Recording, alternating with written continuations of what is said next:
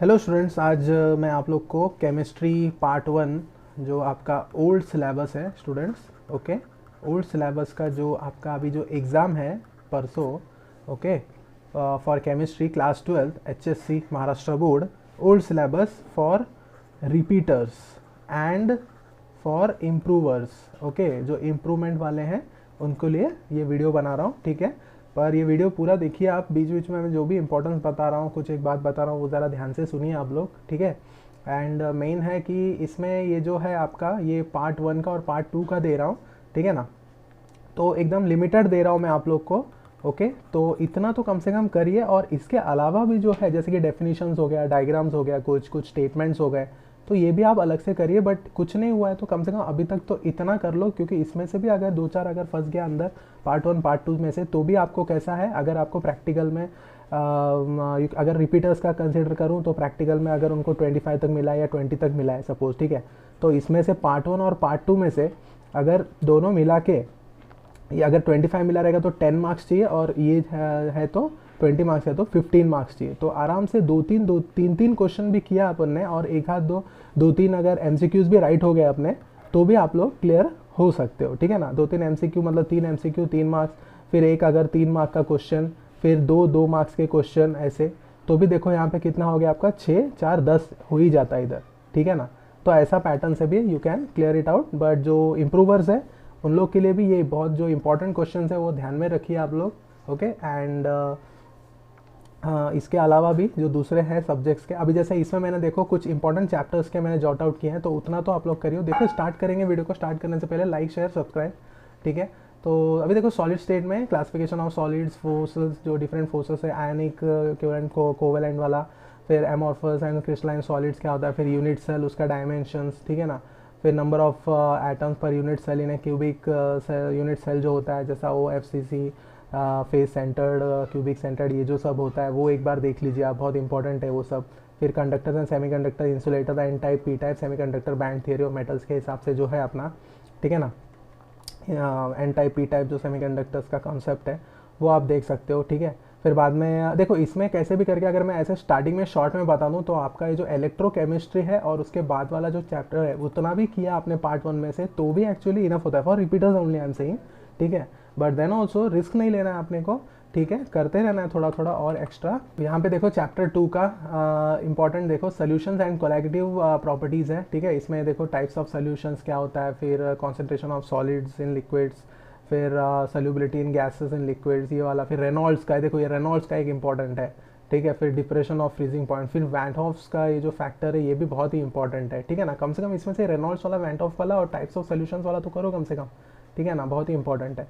फिर बाद में आ गया third chapter chemical thermodynamics and energetic, ये भी कितना है आपका 6 मार्क्स के लिए, ठीक है। इसमें भी टाइप्स ऑफ सिस्टम्स क्या होता है, फिर वर्क हीट वगैरह, और देखो ये जो एडियाबेटिक और आपका आइसोचोरिक, आइसोबारिक, वो सब प्रोसेसेस भी अच्छे से कर लो, ठीक है ना। एक एक यही सब एक एक मार्क का डेफिनेशन आप याद है, इसलिए मैंने यहाँ पे आपको बता दिया, ठीक है ना। तो ये सब नहीं छोड़ना है आपको। फिर फर्स्ट लॉ ऑफ थर्मोडायनामिक्स, ठीक है ना। तो ये सब आपको करना है, जैसा फर्स्ट लॉ थर्मोडायनामिक्स हो गया या Faraday's first law, second law, ये सब अच्छे से आप लोग को कर लेना है, ठीक है। फिर यहाँ पे इंटरनल एनर्जी, एंथैल्पी, फिर हेस लॉ, देखो हेस लॉ एक इंपॉर्टेंट है, ठीक है ना, ये एक इंपॉर्टेंट है। फिर बाद में एंथैल्पी, फिर combustion, formation, sublimation, phase transition, ionisation, dilution, ये सब इंपॉर्टेंट है। Entropy as a state function, ये भी एक इंपॉर्टेंट है। पर देखो यहाँ पे second and third law of thermodynamics, ठीक है ना। First law, third law, second law कर लो, और इसमें कम से कम हेस लॉ तो कर ही लो आप लोग, ठीक है ना, बहुत इंपॉर्टेंट। अभी आ जाते हैं हम लोग इलेक्ट्रोकेमिस्ट्री पे, ठीक है ना। तो इलेक्ट्रोकेमिस्ट्री में कैसा होता है कि देखो यहाँ पे अभी इलेक्ट्रोकेमिस्ट्री का देख लेते हैं हम लोग, फिर पार्ट 2 का देखेंगे, ठीक है। तो इलेक्ट्रोकेमिस्ट्री का देखो कैसा होता है आपका, जो भी रिडॉक्स रिएक्शन है, कंडक्टेंस इन इलेक्ट्रोलाइटिक सोल्यूशन, फिर मोलर और स्पेसिफिक हीट वाला, ठीक है ना, वो वाला कर लेना अच्छे से। फिर यहाँ पे देखो कॉशल्स लॉ, ये एक इंपॉर्टेंट है। फिर electrolysis and law of electrolysis, ठीक है ना। ड्राई सेल, देखो ये सब जो डायग्राम के साथ जो इक्वेशंस है ना, उसमें जो ऑक्सीडेशन वाला इक्वेशन है, रिडक्शन वाले इक्वेशंस है, दोनों करके जो summation net reaction, net cell reaction जो आता है वो वाला, वो बहुत ही इंपॉर्टेंट है, ठीक है ना। तो वो करेंगे तो कैसा एक एक मार्क उधर ही आपको मिल जाएगा। अगर उतना भी करते हो और डायग्राम भी बना लेते हो ना, तो भी आपको आराम से 2 2.5 तक मिल जाएगा आपको, अगर 4 मार्क का है तो क्वेश्चन, है कि नहीं। तो उस हिसाब से आपको करना है। फिर नर्स्ट इक्वेशन देखो यहाँ पे, देखो इलेक्ट्रोलाइटिक सेल, ड्राई सेल, फिर गैल्वेनिक सेल एक इंपॉर्टेंट है, फिर लीड एसिड सेल एक होता है, लीड एक्यूमुलेटर वाला, फिर बाद में आपको कैलोमेल इलेक्ट्रोड एक है, फिर बाद में एक स्टैंडर्ड इलेक्ट्रोड पोटेंशियल वाला ईएमएफ ऑफ सेल, ये सब कंसेप्ट है ना बहुत इंपॉर्टेंट है।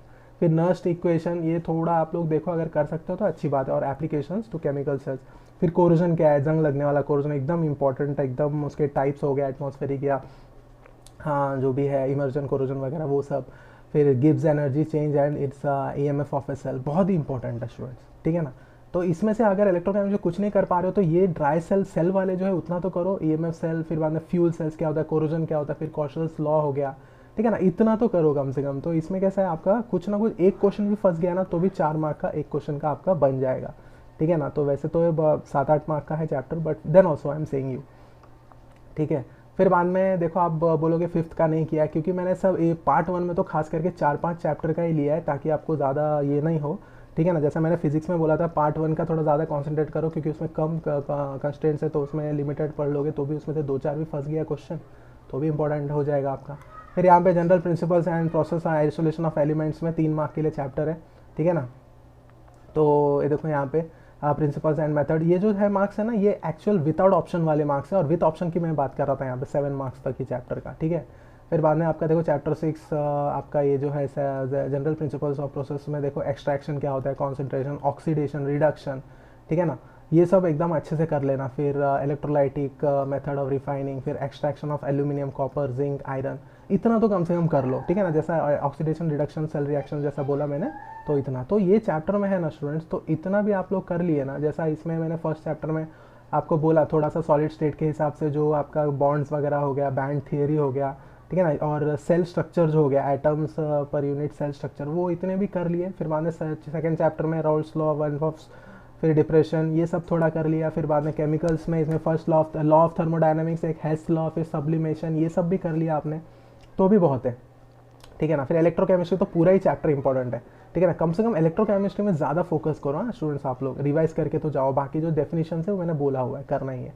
फिर यहाँ पे अभी पार्ट 2 का बात करते हैं यहाँ पे, ठीक है। पार्ट 2 में देखो केमिस्ट्री पार्ट 2 में क्या है आपका, कोऑर्डिनेशन ऑफ कंपाउंड्स है 3 मार्क्स के लिए, इसमें आईयूपीएसी सब, इसमें तो देखो आपको सिर्फ केमिकल रिएक्शंस वगैरह, आपको CH2 ये सब, CH4, मीथेन, ये सब आपको इसमें यही इंपॉर्टेंट, ये अगर अच्छे से आता रहेगा तो करो, नहीं तो इसमें कैसा है एक बेस्ट ऑप्शन क्या है पता है आपको, यहाँ पे देखो जो लास्ट के चैप्टर है ना इसमें पॉलीमर्स और केमिस्ट्री इन एवरीडे लाइफ, ये 3 और 3 मार्क 6 मार्क टोटल एकदम कर लो। मैं बताता हूँ अभी यहाँ पे, मैं बताऊँगा आप लोग को ये चीज़, एक मिनट।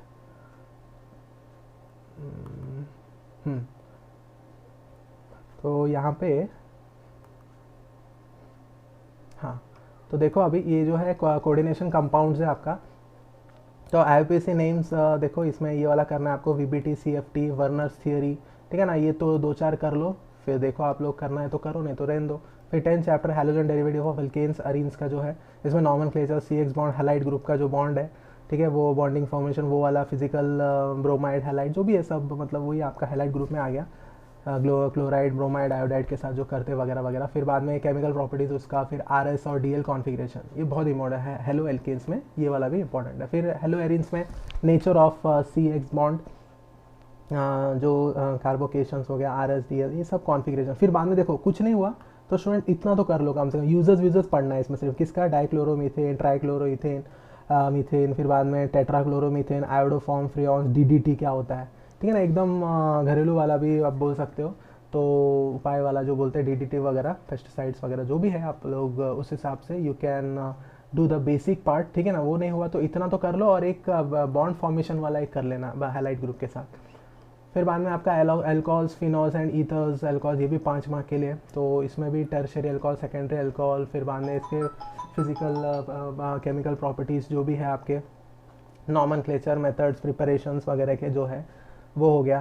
फिर यूजेस ऑफ मिथनॉल, इथनॉल वगैरह, ठीक है। फिर बाद में फिनॉल्स क्या होता है, उसके nomenclature, method of preparation, physical chemical कर सकते हो तो करो। फिर acidic nature of phenol, electrophilic substitution reaction, uses of phenol, देखो ये वाला भी इसमें 2 मार्क के लिए आ गया, तो आपको अच्छा यूजेस तो कर लो कम से कम स्टूडेंट्स, है कि नहीं, यूजेस, डेफिनेशन, डिस्टिंग्विशेस, ठीक है ना, बहुत इंपॉर्टेंट, जैसा electrochemical cell and electrolytic cell, ये एक डिस्टिंग्विश बनता है आपका, ठीक है ना। या फिर ड्राई सेल्स के ऊपर कोई भी एक डिस्टिंग्विश आ जाएगा आपको, या फिर N टाइप, P टाइप के कुछ डिस्टिंग्विश आ गया, ठीक है ना, या फिर प्राइमरी सेल सेकेंडरी सेल पे एक डिस्टिंग्विश आ गया, पूछता है ये वाला भी। हाँ, तो ये भी आप लोग अच्छे से कर सकते हो। अगर ये वीडियो आप देख रहे हो, सुन रहे हो, तो ही आपको समझ जाएगा। ठीक है, फिर ईथर्स में आपका नॉमेनक्लेचर, मेथड, फिर उसका फिजिकल प्रॉपर्टीज और फिर से उसका यूजेस। फिर बाद में ये तो लिंक है, आप देख सकते हो, मैं जो मेरा यूट्यूब इसका है, तो ठीक है, ये जान दो।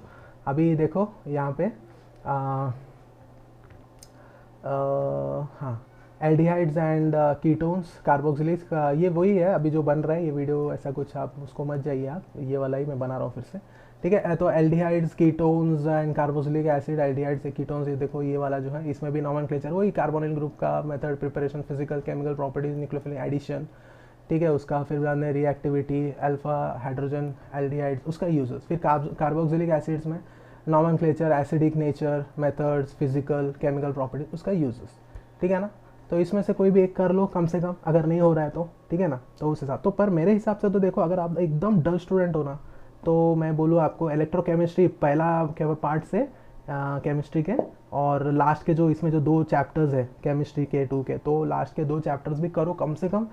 3 से 4 3 क्वेश्चन भी फंस जाता है ना, 3 2 मार्क्स का, तो भी आपका 10 मार्क बन जाता है। और वहाँ पे अगर आपने प्रैक्टिकल अच्छे से दिया रहेगा 25, तो आपका 35 हो ही जाएगा, पास आउट हो ही जाओगे। और जिसका है वो ये भी करना है, जो जिसका इंप्रूवमेंट है वो ये भी करेगा, और भी एक्स्ट्रा करना चाहिए उसने। ठीक है, ऑर्गेनिक कंपाउंड कंटेनिंग नाइट्रोजन, ये वाला देखो, इसमें नाइट्रो कंपाउंड, फिर अमाइंस का ये है पूरा। ओके, अमाइंस NH3 वगैरह जो है, NH4 वगैरह, वो सब आपको इसमें है। मेथड्स ऑफ प्रिपरेशन, फिर chemical properties, users, primary and secondary amines, tertiary amines, सब में प्राइमरी, टर्शरी, सेकेंडरी और उसके यूजर्स वगैरह देख लेने फटाफट। ठीक है, अब आ गए, अभी ये थोड़ा थियोरेटिकल भी बोल सकते हो आप इसमें, बायोमोलिक्यूल्स, कार्बोहाइड्रेट्स। ठीक है ना, इसमें भी एल्डोज, कीटोज, मोनोसैकेराइड्स, फिर ग्लूकोज, फ्रुक्टोज, सुक्रोज, मैल्टोज, ये वाले पूरे, फिर स्टार्च, सेलुलोज, ग्लाइकोजन, उसके इंपॉर्टेंस। फिर प्रोटीन्स, प्रोटीन्स में alpha amino acids, peptide linkages, peptides जो भी है, proteins, secondary tertiary structures, quaternary structures हो गए, एंजाइम्स, लिपिड्स। ठीक है ना, ये सब उसके क्लासिफिकेशन और फंक्शन। फिर विटामिन तो बहुत पता है आपको। और हाँ, ये वाला बहुत अच्छा है टॉपिक, ये एक अच्छे से करके जाओ। ठीक है ना, आया नहीं आया तो भी एग्जाम में कम से कम आपको नॉलेज के लिए अच्छा पड़ेगा ये। ठीक है, न्यूक्लिक एसिड जो होता है, डीऑक्सीराइबोस न्यूक्लिक एसिड जो है, ये वाला। ठीक है, फिर बाद में पॉलीमर्स, पॉलीविनाइल PVC वाला जो है पार्ट, उसका क्लासिफिकेशन, सिंथेटिक मेथड्स, मोनोमर, एक प्लास्टिक का एक कण होता है, तो एक से ज़्यादा मोनोमर का अगर ज्वाइन करेंगे तो पॉलीमर्स बनता है। सिंपल सा चैप्टर का ही फंडा है। ठीक है, फिर मेथड्स ऑफ पॉलीमराइजेशन, उसमें एडिशन और कंडेंसेशन बहुत इंपॉर्टेंट है। ये आता है पॉइंट्स के लिए, एडिशन एंड कंडेंसेशन, इसके लिए आपका मेथड्स बताइए, एक्सप्लेन करिए करके आ सकता है ये वाला। ठीक है, बहुत इंपॉर्टेंट है ये वाला भी, देखो। ठीक है ना, तो इंपॉर्टेंट है, मैं बोल तो रहा हूँ आएगा, आ सकता है करके, बट आपके ऊपर, आपके लक पे ऊपर है फिर भी, क्योंकि ये सब इंपॉर्टेंट क्वेश्चन है। आप पिछला साल का उठा के देखोगे पेपर्स किधर भी, तो आपको मिलेगा ये सब क्वेश्चन। फिर important polymers, natural, synthetic and polythene like, देखिए जैसे मैंने बताया था पॉलीथीन। फिर बाद में नाइलॉन तो बहुत इंपॉर्टेंट है, ये पूछता ही है ज़्यादा करके, नाइलॉन 6, नाइलॉन 66 वगैरह। तो polyesters, bakelite, rubber, biodegradable and non biodegradable from polymers. तो इसमें ये पॉलीमर्स में ये वाला कैसे भी करके रखो। ठीक है ना, उसके बाद लास्ट पार्ट आ जाते हैं हम लोग, इसमें साबुन वगैरह वाला पढ़ाई है ये बेसिकली, और एवरीडे लाइफ है, कुछ भी आप खुद से भी लिख सकते हो इसमें।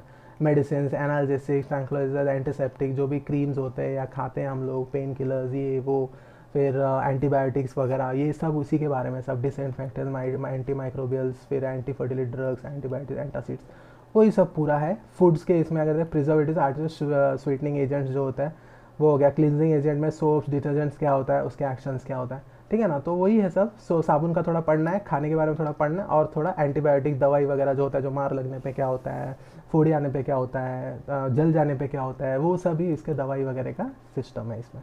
ठीक है स्टूडेंट्स, होप सो आपको समझा होगा, and if you have heard the video fully then it will clearly understandable to you. So अगर कुछ डाउट्स है तो यू कैन कमेंट में in the comment section, and इसका लिंक दे देता हूँ मैं नीचे। ठीक है, वो जाके आप रेफ़र कर सकते हो। ठीक है ना, बट देखिए स्टूडेंट्स, मैं आपको बोल रहा हूँ, बट पूरा ही तरह से निर्भर मत रहिए, इसके अलावा भी आप करिए।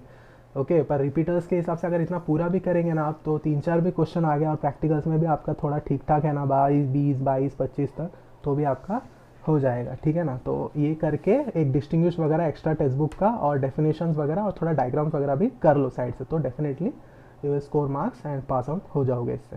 ठीक है students, till then have a good day, thank you very much, and subscribe the channel, share the video, like this video. ठीक है, till then have a good day, thank you.